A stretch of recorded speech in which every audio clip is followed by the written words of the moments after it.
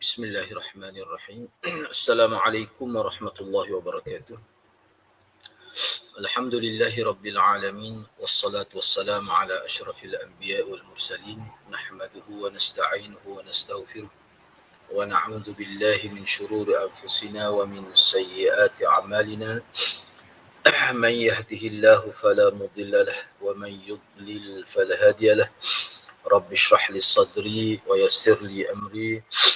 Wahlul 'uqdatam min lisani yafqahu qawli. Amma ba'd. Alhamdulillah, bersyukur kehadrat Allah Subhanahu wa taala kerana dapat bersama pada pagi ini. Insya-Allah pada pagi ini saya akan sambung perbincangan mukhtasar atau ringkasan kitab Al-Um. Okey, suara okey. Suara okey. Jelas InsyaAllah pada pagi ini saya akan sambung bab iaitu menyebut amin. Mana selepas selesai membaca Al-Fatihah, apabila selesai menyebutkan waladhdallin, tak kiralah sama ada salat itu berjamaah ataupun secara munfarid, secara bersendirian, maka hukum membaca amin itu adalah sunat dan ada kelebihan yang khusus seperti mana yang disebut oleh Nabi SAW.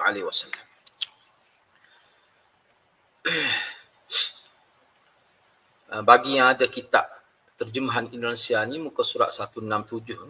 Muka surat 167. Baik, di bab membaca amin ketika selesai membaca Ummul Quran, yakni Al-Fatihah. Qaul yang ke-396. Ini qaul Imam Syafi'i ataupun pendapat ataupun kata-kata Imam Syafi'i yang ke-396. Di mana Imam Syafi'i berkata, diriwayatkan daripada Abi Hurairah bahawa Rasulullah SAW telah bersabda, "Idza ammana al-imam fa'amminu fa innahu man wafaqa ta'minuhu ta'min al-malaikah ghufira lahu ma taqaddama min dhanbih."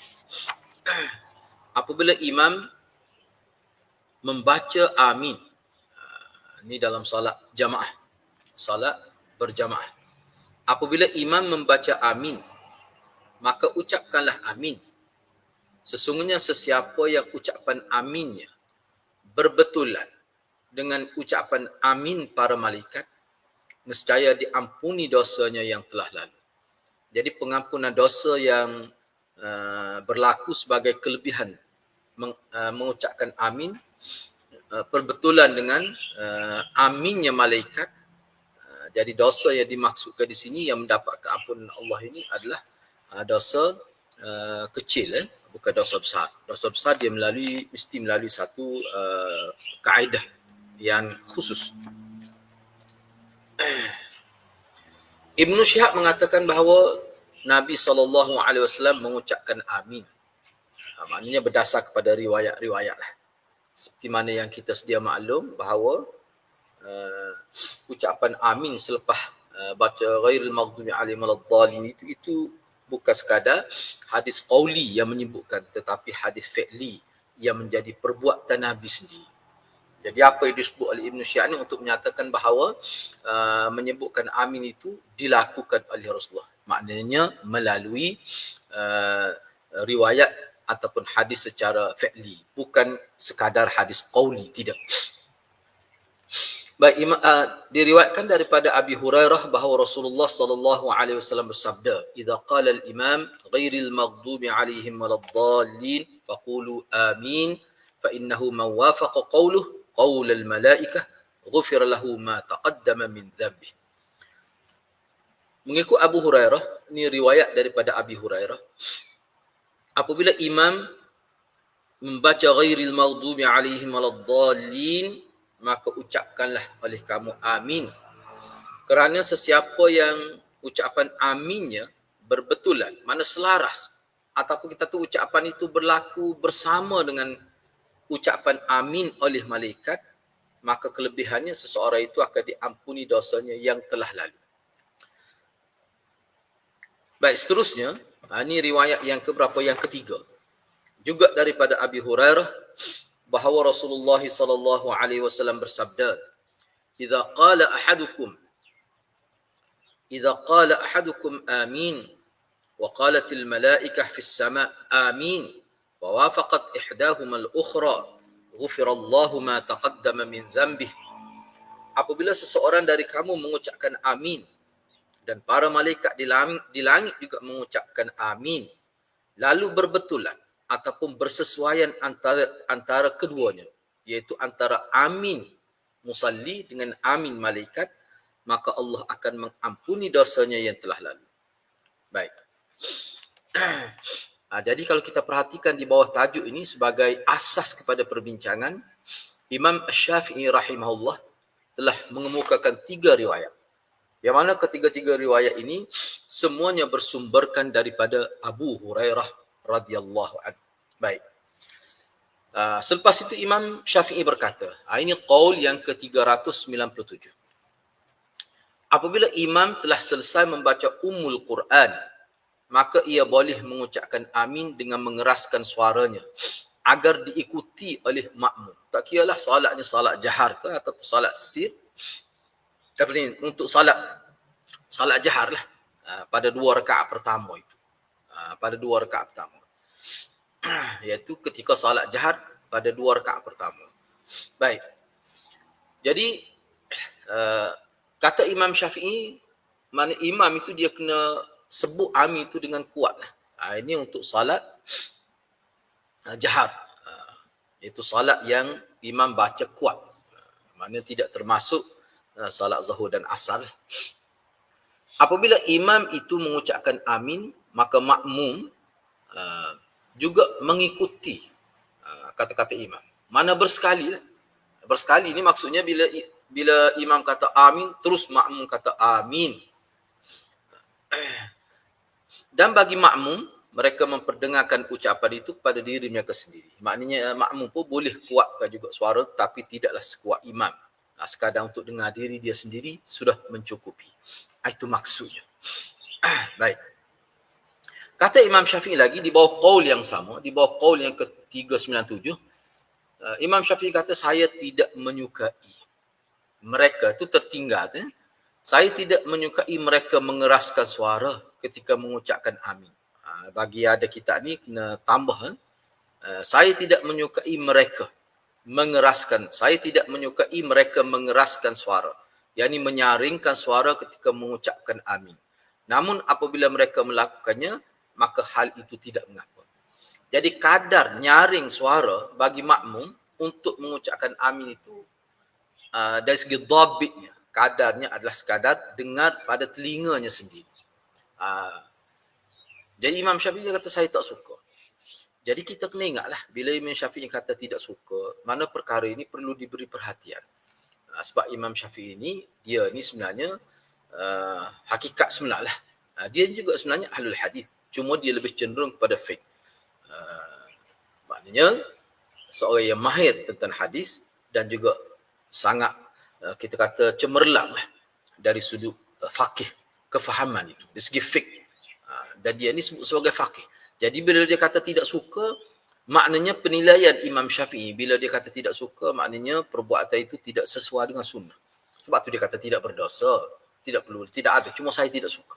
Makna pemahaman Imam Syafi'i dari segi ruh sunnah itu, dari sudut ruh sunnah itu. Jadi terlebih baiknya kita tak perlulah mengeraskan suara ketika menyebutkan amin itu, mana sekuat, senyaring suara imam itu. Tidak perlu sampai ke tahap itu.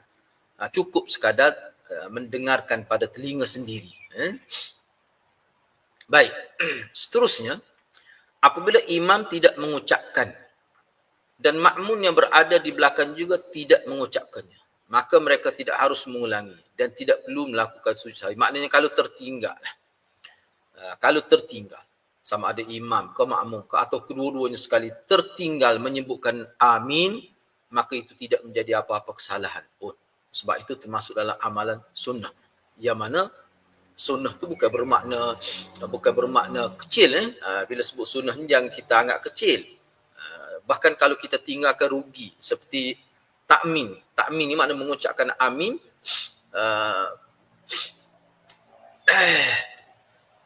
Selepas baca Al-Fatihah itu, dia bukan kecil. Kenapa kita kata begitu? Kerana jaminan fadilat itu. Jaminan fadilat apabila takmin makmum, sekali dengan imam dah, berbetulan dengan takmin malaikat, maka jaminan dari sudut kelebihannya dia akan dapat penghapusan dosa yang telah lalu. Itu bukan perkara kecil, mana perkara besar. Sebab itulah kita kena ubah dia punya trend ataupun cara kita memahami. Sebab orang kita ni bila dia sebut sunat,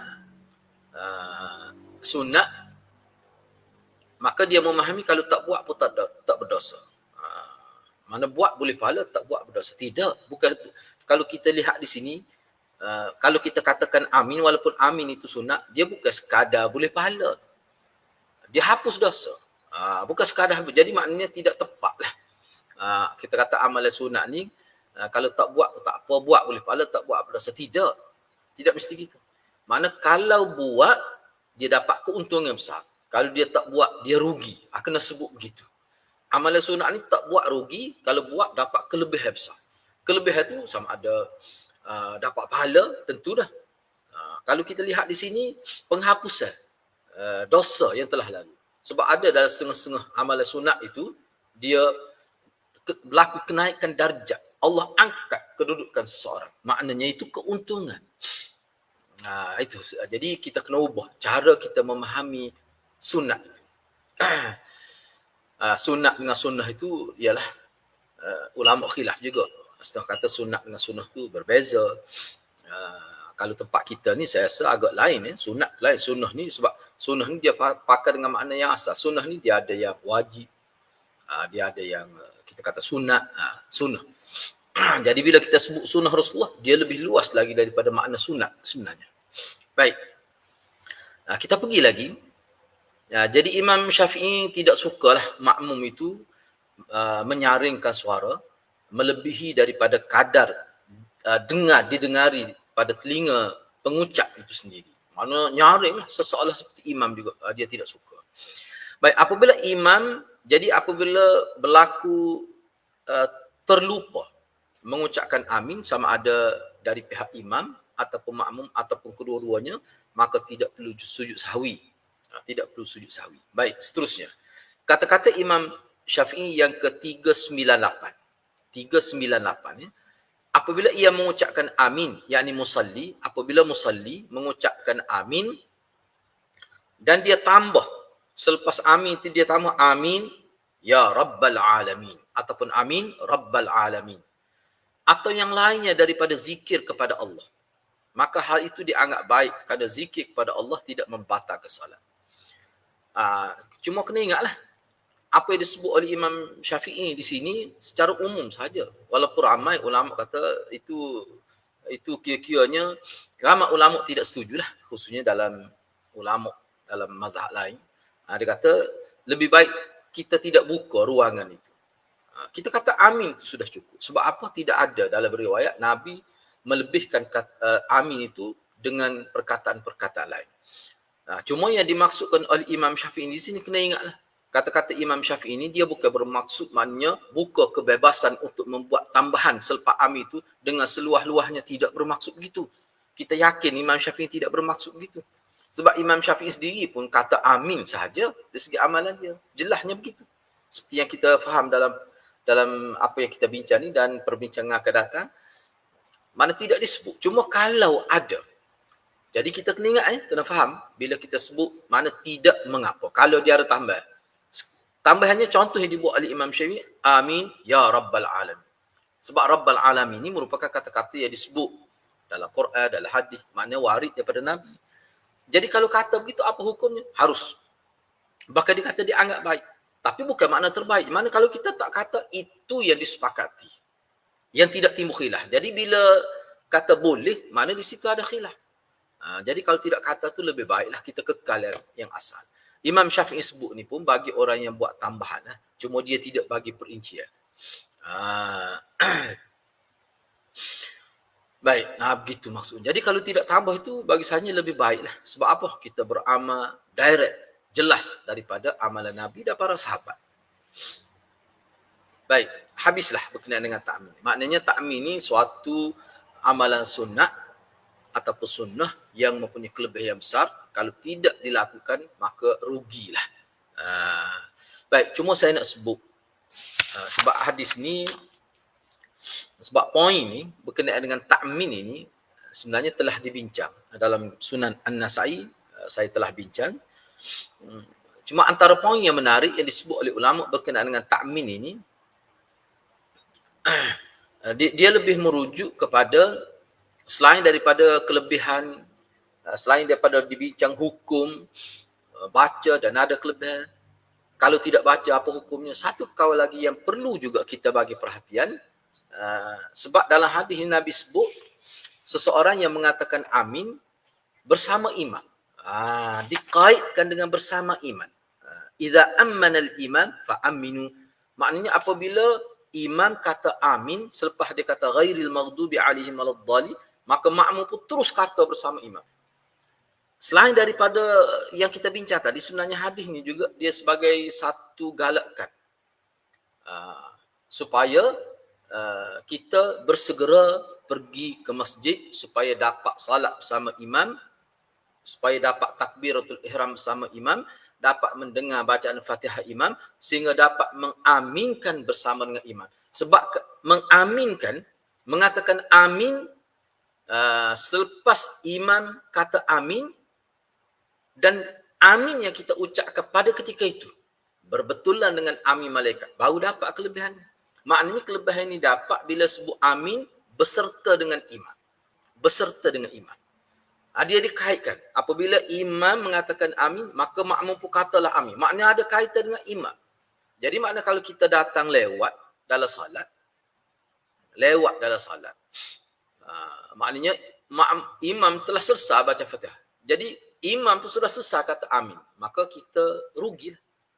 Di sini mengisyaratkan supaya ada isyarat ni mengikut setengah ulama ni, ini targhib ini, kelebihan ini bersifat targhib supaya datang awal ke masjid, supaya sempat takbiratul ihram bersama imam. Jadi takbiratul ihram bersama imam itu dia ada perincian dia, kita bincang dia sebelum ni. Cuma di sini takbiratul ihram bersama imam itu sehingga sempat amin bersama imam. Baik, tak apalah, seterusnya kita pergi seterusnya. Bab seterusnya, bacaan setelah Ummul Quran. Jadi setelah baca Al-Fatihah, apa bacaan yang perlu dibaca? Tentunya Al-Quran lah. Cuma bagaimana bentuk bacaan itu? Pendek ke, panjang ke, ataupun bagaimana? Baik, di bawah bab ini Imam Syafi'i berkata, qaul yang ke-399, Imam Syafi'i berkata, saya menyukai seseorang yang mengerjakan salat dengan membaca surah dalam Al-Quran setelah membaca Ummul Quran. Ini merupakan isyarat daripada Imam Syafi'i bahawa baca ayat selepas Fatihah itu tidak wajib. Itu termasuk dalam sunat yang ditekankan. Saya suka. Kata, baik. Apabila ia membaca sebahagian saja, maka hal itu telah mencukupi. Apabila ia mencukupkan dengan membaca Ummul Quran saja dan tidak membaca sesuatu pun setelah Ummul Quran, yakni setelah Al-Fatihah, maka tidak jelas bagi saya bahawa ia mengulangi rakaat. Jadi Imam Syafi'i tidak meletakkan hukum yang terang. Apabila seseorang itu tidak membaca mana-mana ayat selepas Al-Fatihah, apakah dia kena ulang rakaat itu atau tidak? Jadi Imam Syafi'i dikata tidak jelas bagi saya. Mana Imam Syafi'i tidak buat keputusan. Bahkan kata-kata Imam Syafi'i ini mengisyaratkan bahawa seseorang yang tidak baca ayat itu sebenarnya dia tidak melaksanakan sepenuhnya sifat salat Nabi. Maka salatnya tidak sempurna. Sebab baca ayat Al-Quran selepas Fatihah ni dalam amalan salat sunat pun ada sunnah itu. Dalam amalan salat wajib pun ada. Bahkan boleh dikatakan kalau kita ambil 4 mazhab lah, mana 3 mazhab itu sepakat. Makna baca ayat selepas Fatihah ni, kita kata dalam mazhab Syafi'i, mazhab Imam Syafi'i, uh, apa lagi kita kata? Mazhab Malik, mazhab Hambali, dia kata maklub, bittifaq, dituntut supaya baca walaupun tidak wajib. Begitu ya. Cumanya khilaf-khilaf secara kecil, kita kata pecah-pecah khilaf tu adalah cuma asasnya baca Quran selepas Fatihah dalam salat ini matlub bittifaq, dituntut secara sepakat, kecuali kalau dalam mazhab Hanafiyah, mazhab Hanafi dia kata tidak harus, tidak boleh baca. Kalau dalam mazhab Hanafi tidak boleh baca, dengar imam saja. Mana secara mutlak lah. Tidak harus makmum membaca mana-mana ayat selepas Fatihah. Sebab apa? Sebabnya keutamaan pada waktu itu mengikut mazhab Hanafi adalah mendengar bacaan imam. Mana imam yang kena baca ayat selepas Fatihah. Ini menjadi khilaf. Sebab itulah kalau kita tengok dalam mazhab Syafi'i, kalau kita baca fiqh dalam mazhab Syafi'i, bahkan mereka mengemukakan dalil lah walaupun tidak jelas. Maknanya imam itu lebih baik lah, dianggap lebih baik selepas mereka membaca Fatihah mereka diam sekejap. Ada pun sebenarnya riwayat sebut begitu, cuma riwayat itu tidak jelas. Diam tu kerana nak bagi peluang kepada makmum baca Fatihah, ataupun diam sebab diam tu macam sekejap sangat, macam saktah saja. Bukan saktah, kalau saktah ni mana tahan nafas. Ini tidak, diam sekejap. Jadi mereka istidlal begitu. Jadi dalam mazhab Syafi'i ditekankan perkara itu kerana apa? Kerana mereka mengatakan sunat, dan sunat itu sunat yang besar lah, bukan sunat kecil, tidak. Baca ayat itu, makmum pun sedih kena baca. Jadi bagaimana makmum nak baca ayat sekiranya imam itu terus membaca ayat selepas Fatihah? Jadi maknanya di situ bertembung bacaan imam dengan bacaan makmum, dan perkara itu sebenarnya tidak baiklah dalam salat. Sebab itulah ramai juga kita tengok imam-imam yang mengamalkan mazhab Syafi'i di tempat kita, mereka diam sekejap selepas Fatihah, mereka diam sekejap, mana seolah-olah membagi ruang kepada makmum membaca ayat. Tapi ramai juga yang tidak amal begitu. Tapi kalau dalam mazhab Hanafi tidak boleh baca makmum, serah kepada imam secara keseluruhan. Bahkan tidak harus. Maknanya bila kata tidak harus maknanya haram lah. Tapi kukuk mana pun khilaf lagi dalam mazhab. Tapi kukuk mana pun tidak baca secara mutlak. Diam saja. Sebab apa? Sebab imam ni bila dia selesai Fatihah terus dia baca ayat. Ayat itu disebut begitu. Jadi dalam perincian kalau kita tengok dalam khilaf, perbezaan dari sudut khilafiyah ini berlaku dalam mazhab ini memang disebut dengan nyata. Dalam kitab tentang perbezaan mazhab empat mazhab besar. Disebut perkara itu kan. Baik, tak apalah. Cuma di sini saya tidak bincang secara panjang lebar. Cuma secara umumnya, baca surah selepas Al-Fatihah ni, mana 3 mazhab. Mazhab Syafi'i, mazhab Maliki, mazhab Hambali, mereka kata, mana dituntutlah baca itu. Cumanya ada khilaf juga. Dituntut baca secara umum. Tapi kalau solat jemaah, tu dia khilaf lain pula. Tu kena ingatlah. Kalau dalam solat jemaah, boleh dikatakan lebih ramai mengatakan tak perlu baca. Makmum tu tak perlu baca ayat selepas Fatihah. Dia hanya dengar imam saja. Tapi dalam mazhab Syafi'i kekal hukum itu, kalau solat jemaah pun dia kena baca juga. Sebab itulah dianggap baik imam itu memberi ruang, yakni berhenti sejenak untuk memberi ruang kepada makmum membaca Al-Fatihah. Itu dalam mazhab Syafi'i. Jadi kena ingatlah. Cuma asasnya 3 mazhab itu selain daripada Hanafiyah, mereka mengatakan matlub bittifaq, dituntut supaya baca. Sepakatlah. Cuma kalau dalam solat jemaah ada perbezaan lagi. Tetap perkara itu. Itu kita akan bincang akan datang. Sebab ini saya bukan maksud nak bincang khilaf. Baik, seterusnya. Kata Imam Syafi'i lagi di bawah qaul yang sama, saya menyukai sekurang-kurangnya ia membaca. Ini paling kurang lah. Sama ada imam ke ataupun makmum membaca setelah dia baca Al-Fatihah, yakni pada 2 rakaat pertama, dia baca surah terpendek pun tak apa dah. Kadar itu sudah kadar paling minimal lah. Seperti inna a'tainakal kautsar fasalli li rabbika wanhar sampai akhir 3 ayat itu sudah cukup. Cumanya kita kena ingatlah dalam mazhab Syafi'i 1 ayat pun cukup.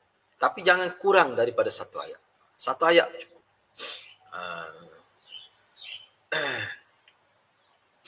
Baik, seterusnya qaul yang ke-400, Imam Syafi'i berkata lagi, apabila musalli itu lupa untuk membaca mana-mana ayat dari mana-mana surah selepas Al-Fatihah, maka dia tidak perlu mengulangi rakaat. Dia tidak perlu ulang.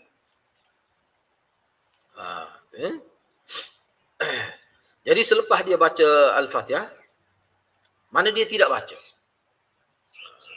Mana selepas itu dia ingat. Dia selepas dia rokok, selepas dia itu dah mana selesai rakaat itu baru dia teringat bahawa dia lupa baca ayat. Dia tak perlu qada, tak perlu ulang, tak perlu baca. Itu yang pertama. Yang kedua,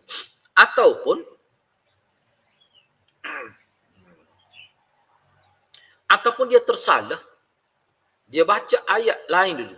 Selepas tu baru dia baca Fatihah. Maka dia tidak mesti mengulanginya. Berlaku kelalaian dalam solat, akhir sekali,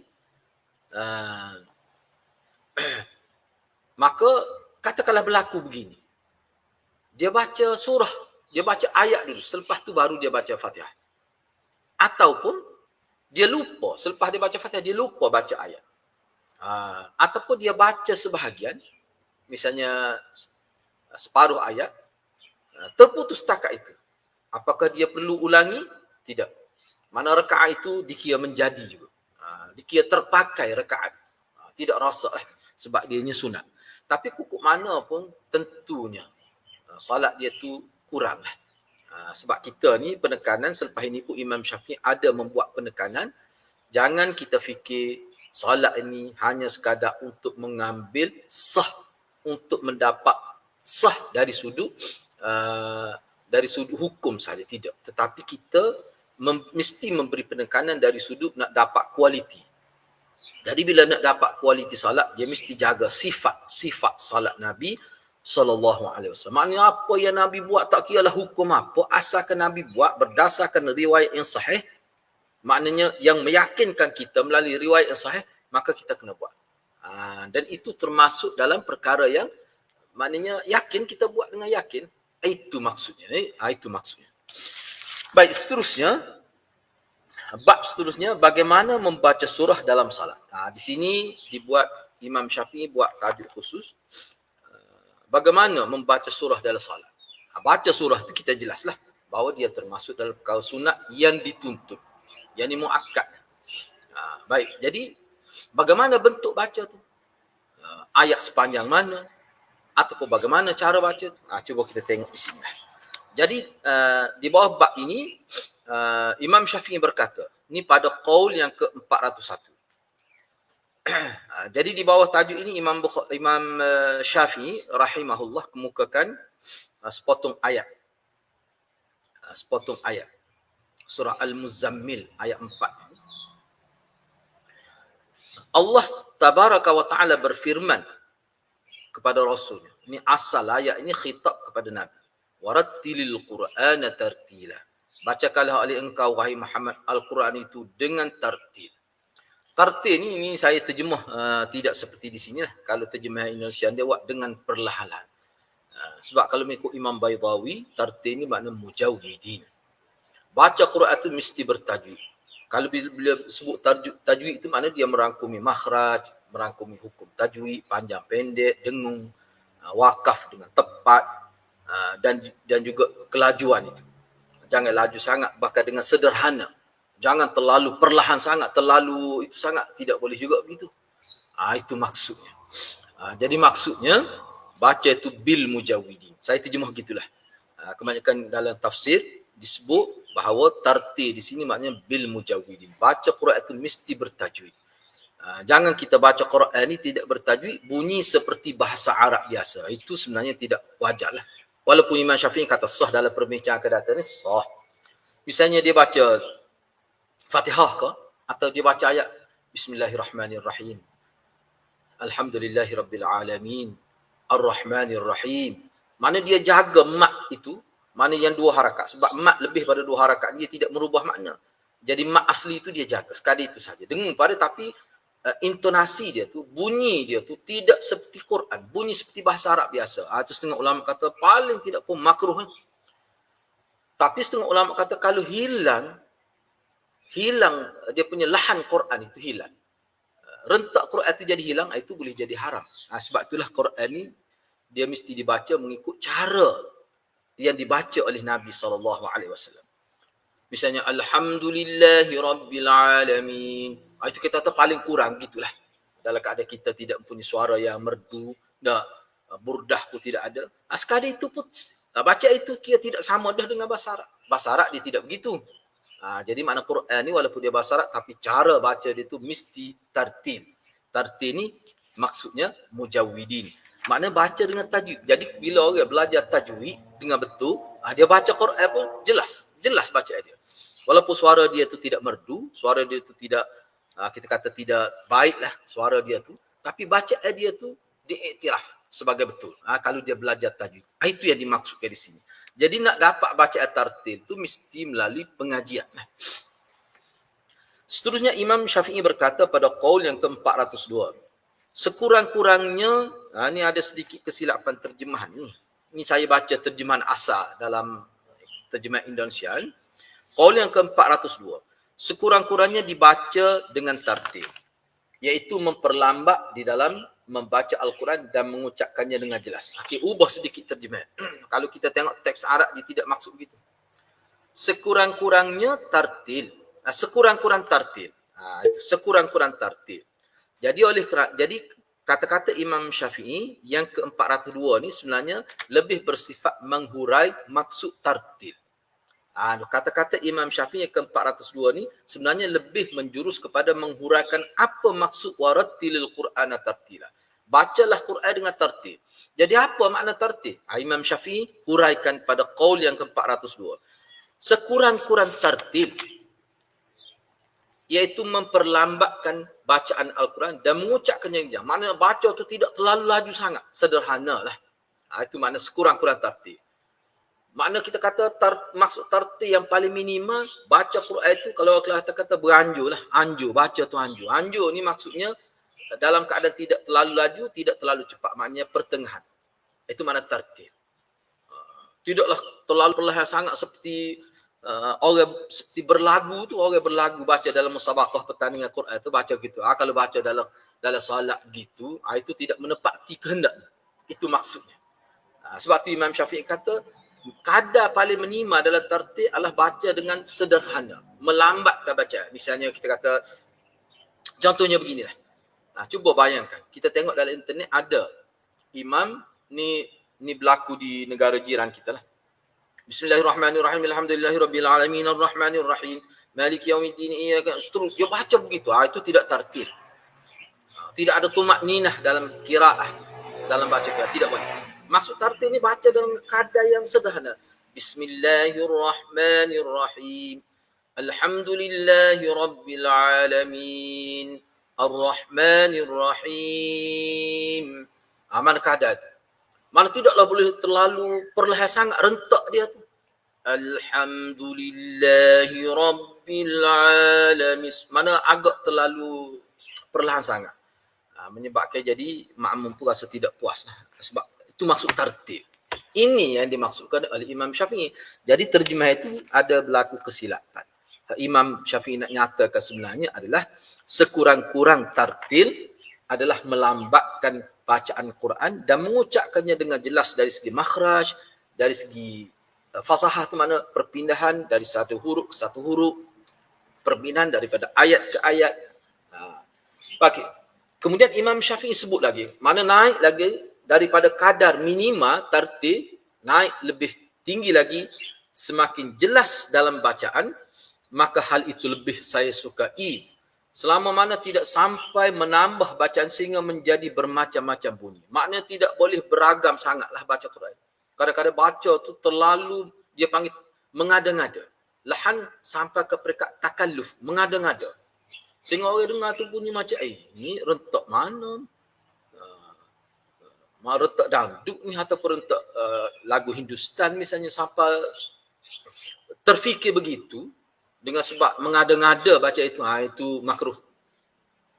Kalau merubah makna, menyebabkan rosak dia punya alunan Quran, itu boleh jadi haram. Itu hukum dia tengok pada keadaan. qari itulah pembaca itu. Sebab tu bagi saya dalam salat ni kita baca dengan cara tertib seperti disebut oleh Imam Syafi'i. Kenapa tidak boleh, tidak dianjurkan supaya terlalu cepat? Kerana Quran ini dia mesti kita amati. Kita tadabbur makna dia tu. Kita cuba ambil faham maksud ayat itu. Sebab tu dia tidak boleh terlalu cepat. Dan itulah sebenarnya alasan kenapa Aisyah dia kata tidak boleh seseorang itu khatam Al-Quran mana lebih cepat daripada tempoh seminggu. Tidak boleh. Sebab ada di kalangan sahabat Nabi ni beberapa orang lah khatam Al-Quran setiap hari. Nabi tak pernah pun buat begitu. Bila maklumat itu sampai pada Aisyah, mana Aisyah komplain. Tidak harus, tidak boleh. Sebab apa? Sebab aku ragu kualiti baca Al-Quran. Maknanya Aisyah dia tumpukan kepada kualiti. Sebab kalau 30 juz satu hari dia baca, kualiti bacaan tu macam mana? Itu di luar solat. Ini dalam solat. Di luar solat pun dikritik oleh Aisyah. Sebab dia kata Nabi tak pernah buat. Bagi orang yang biasa khatam satu hari 30 juzuk, dia mesti lewatkan sehingga 1 minggu. Sebab kalau 1 minggu ni 30 juz, bagilah 7. Itu. Sebab Aisyah dia lebih tumpu kepada kualiti baca. Kualiti ni bukan sekadar sebut saja, tetapi mengamati makna ayat itu termasuk dalam kualiti juga. Baik, seterusnya. Saya pergi kepada poin seterusnya di bawah qaul yang ke-402 lagi. Apabila orang yang salat yakin, orang yang salat itu yakin bahawa tidak ada yang tertinggal dari suatu bacaan melainkan dia telah baca. Mana ayat yang dia baca tu dia yakin. Tidak tertinggal, mana tidak tersilap. Maka bacaan itu telah memadai baginya. Tidak memadai baginya apabila ia membaca Al-Quran dalam hatinya dan tidak diucap. Dia ni adalah hati, baca dalam hati. Mana bibir, lidah ni tidak bergerak pun. Mana lidah tidak main peranan. Itu tidak baca. Baca ni maksudnya lidah yang main peranan. Baru disebut baca. Dan bacaan itu ada setengah ulama sebut bahawa mesti didengari oleh telinga. Kadar kenyaringan bacaan itu maknanya perlahan lah. Perlahan tu maksudnya sekadar dengar di telinga. Sebab mulut kita dengan telinga ni dekat. Kita baca perlahan saja, sudah dengar. Di situlah timbul pula satu isu, bagaimana orang yang telinga dia pekak. Kalau dia hendak dengarkan pada telinga dia, sedangkan dia ni telinga dia sudah kadar, kita kata pendengar telinga dia ni sudah merosot, kena bercakap dengan kuat baru dia dengar. Di situ timbul masalah pula. Sebab itulah ada di kalangan ulama dia kata, baca tu kita gerakkan lidah. Katakanlah tak dengar dengan terang pun di telinga, tapi kita yakin bacaan itu betul. Ada setengah ulama kita itu sudah memadai. Cuba bayangkan, kalau masing-masing nak dengar ke bacaan di telinga, katakanlah 500 orang yang berada dalam salat jemaah tu, masing-masing nak mendengar kepada telinga dia. Gak pendengaran manusia ni kadar dia sudah berbeza-beza. Kadang-kadang dengan sebab tua, telinga pun sudah tidak berfungsi dengan baik. Jadi kalau masing-masing nak memperdengarkan dengan jelas setiap bacaan pada telinga masing-masing, tentu akan berlaku, kita kata bingit lah.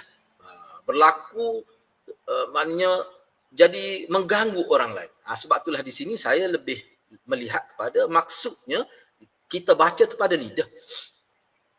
Cuma dengar di telinga tu dia lebih bersifat kepada yakin bacaan kita tu betul. Jangan sekadar dalam hati sehingga mulut pun tak tertutup. Lidah tidak berperanan langsung. Itu tidak boleh. Itu yang dimasukkan di sini.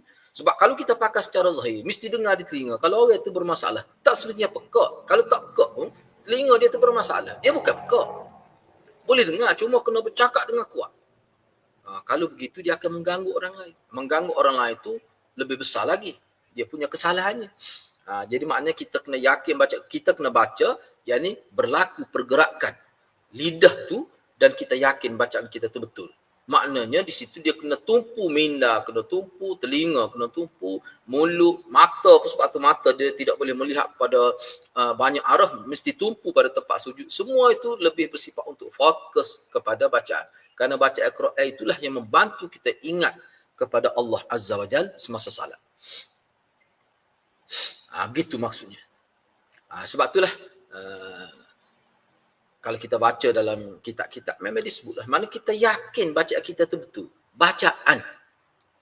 Bila yakin bacaan kita betul, mana kadar itulah, bukanlah kuat sangat. Baik, seterusnya qaul yang ke-403, Imam Syafi'i berkata, Saya memandang makruh bagi imam yang membuat-buat bacaan, yang mengada-ngada, berlebih-lebihan baca Quran ini. Kadang-kadang kita tengok, ini lagu apa ni? Bukan lahan Quran, bukan lahjah Quran, bukan rentak Quran, bukan intonasi Quran. Siapa kita rasa tak sedap hati lah. Kita pun rasa sebuah salah. Itu makruh. Kerana hal itu akan merubah makna Quran. Takut berubah makna. Kalau terlalu mengada-ngada sangat, tak menyebabkan rosak mana-mana huruf. Kerosakan huruf kadang-kadang berlaku juga kerosakan makna dengan sebab rosak huruf itu. Apabila dia tidak membuat-buat bacaannya, apabila ia tidak membuat-buat bacaan, namun makna Al-Quran berubah, maka salat mari. Katakanlah seorang itu memang kita tahulah. Kadang-kadang yang jadi imam ni ada berlaku. Ini kelemahan manusia lah. Dia bukan buat apa, dia cuba dah untuk mengkualitikan, mengihsankan, mentahsinkan baca Quran dia. Tapi nak buat macam mana kelemahan lidah dia.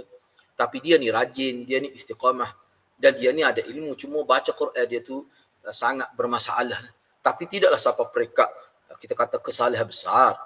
Cuma kadang-kadang dia cuba, kadang-kadang bila dia tarik, bila dia panjangkan mat arif sukun misalnya, tu pun kita nampak, mana sehingga kita kata kalau ada orang lain, sepatutnya lebih patut dikedepankan berbanding siapa kita kata baik, tak apalah dalam keadaan dia, tapi dia bukan buat itu, dia tidak sengaja, itu kerana kelemahan dia, itu tidak menjadi masalah.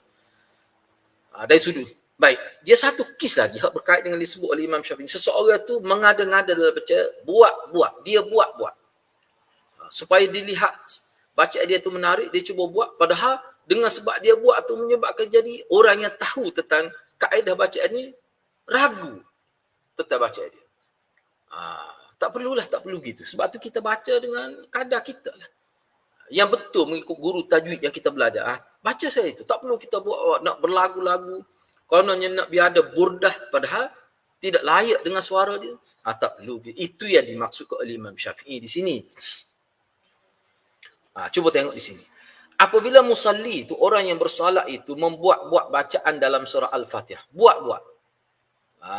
Mengada-ngada sehingga merubah makna, maka saya memandang salatnya tidak memadai. Demikian juga orang yang berada di belakang, mana tersalah sehingga terlalu dia nak memanjangkan bacaan dan dia nak cuba adakan burdah di situ, lagu lah, burdah mana lagu, rentak dan lagu, akhirnya terkeluar satu huruf dengan tidak sengaja, katakanlah berlaku gitu, itu tidak boleh. Kalau sampai ke tahap itu tidak boleh. Saya nak ajuk, saya tak pandai, tapi ada satu kes berlaku di tempat yang biasa saya solat. Bila kita tegur, macam dia tak terima lah. Sebab dia yakin, dia kata guru dia ajar begitu. Kita pun lagi pening lah macam mana guru dia. Akhir sekali kita terpaksa minta seorang wakil rakyat, yang mana wakil rakyat itu dia MA dalam bidang agama lah. Sehingga wakil rakyat itu panggil dia. Akhir sekali dia macam merajuk, lepas tu dia tak mau jadi imam. Tapi bacaan dia tu memang, sehingga ramai ahli Jumaat tu pergi salat di tempat lain. Kerana tidak senang dengan bentuk bacaan dia. Sebab saya dengar pun, wallahualam lah, saya tak pasti niat dia, cuma terlintas dalam hati kita bahawa orang ini telah mengada-ngada dalam bacaan. Kita tak perlu kita buat dengan kadar kita. Kalau kita dengar orang lain baca sedap, mungkin itu kelebihan yang Allah beri pada dia. Janganlah kita cuba buat sehingga nampak pelik. Jangan sampai begitu. Ini mengada-ngada ni sampai mereka berubah makna. Maknanya teruk lah. Jadi apa yang disebut oleh Imam Syafi'i ni, mana kesalahan itu sudah meningkat naik daripada kesalahan kecil kepada kesalahan besar. Baik, apabila ia membuat bacaan bukan pada umul Quran. Mana mengada-ngada dalam baca Quran itu bukan pada Fatihah.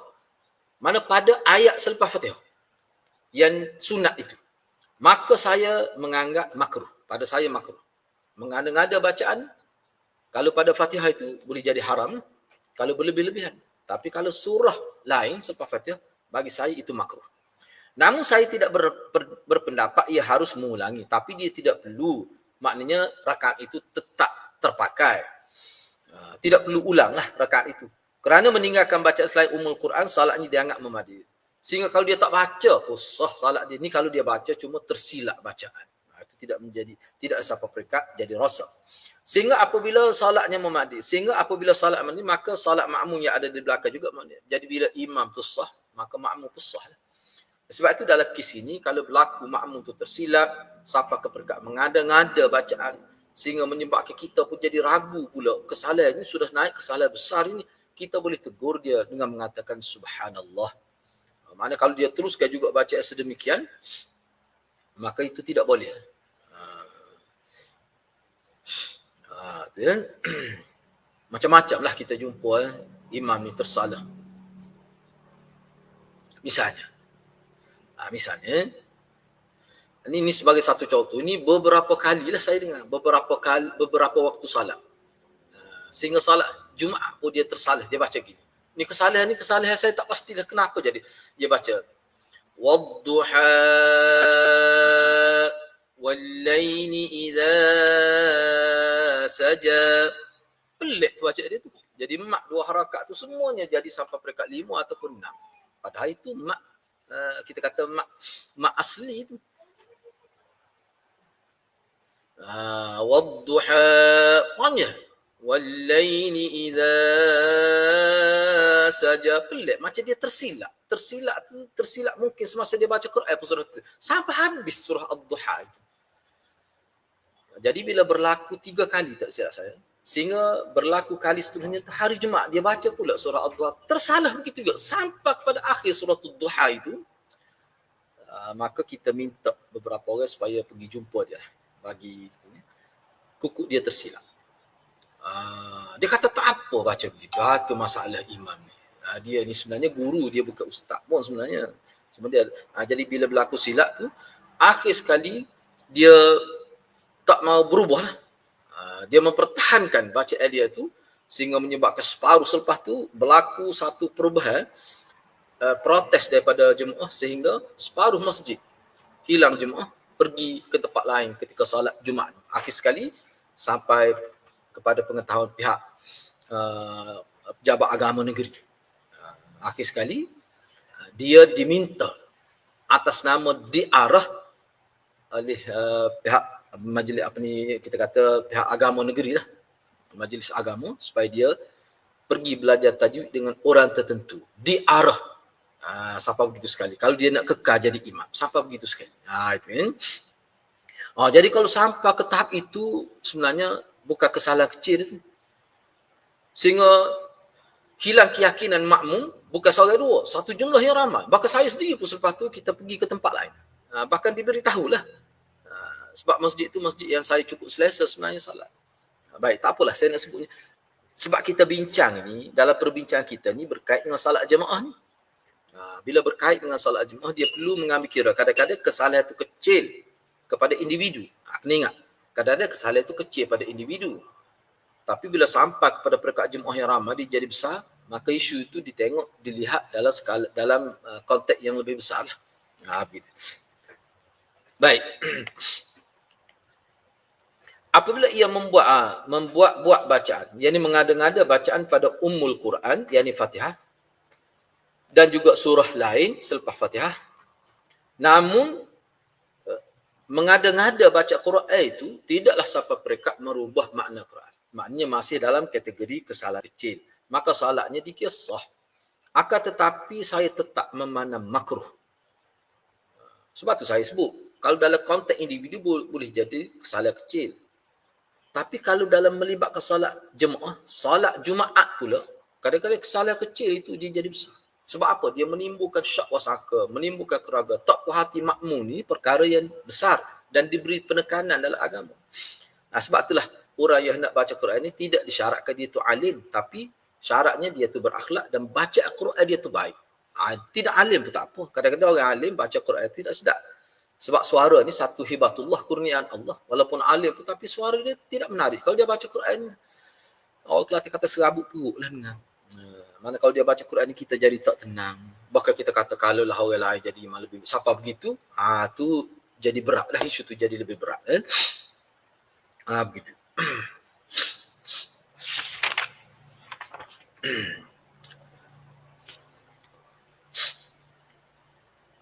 Baik, takbir ketika rokok ni saya ambil semula lah. InsyaAllah ni kita bincang pada minggu hadapan. Berkenaan dengan takbir ketika rokok. Mana bila selesai dah baca surah selepas Fatihah, maka nak rokok. Tentang rokok. Kerana rokok termasuk dalam rukun. Termasuk dalam rukun. Rukun fi'li. Rokok ni termasuk dalam rukun fi'li. Rukun yang berkait dengan perbuatan. Sebab itulah kita akan bincang ke datang. Maknanya seorang itu rokok dia tak baca apa pun sah. Sah, sekadar sah. Maknanya nak kata dia tu sempurna peringkat tinggi, tidaklah. Itu kita bincang pada minggu hadapan. Jadi saya setakat itulah dulu. Okey, ada apa-apa persoalan ke? Kalau ada boleh dipersilakan. Kalau ada apa-apa persoalan boleh. Okey, kalau tidak ada apa-apa persoalan, insya-Allah kita kesambung minggu hadapan. Tak apa kalau ada soalan selepas ni pun boleh bawa ke minggu hadapan. Yang mana pada minggu hadapan kita akan bincang khusus pula takbir. Maknanya ini dia panggil takbir intiqali. Takbir intiqali, maknanya takbir yang mengiringi perpindahan rukun daripada qiyam kita nak rokok, itu dia ada takbir. Itu kita akan bincang di situ, dan perbincangan kita itu dia bersekali dengan rokok itu. Okey, saya setakat itulah dulu. Mudah-mudahan Allah berkati kita semua. Aku qouli hadza wa astaghfirullahal azim li wa lakum. Assalamualaikum warahmatullahi wabarakatuh.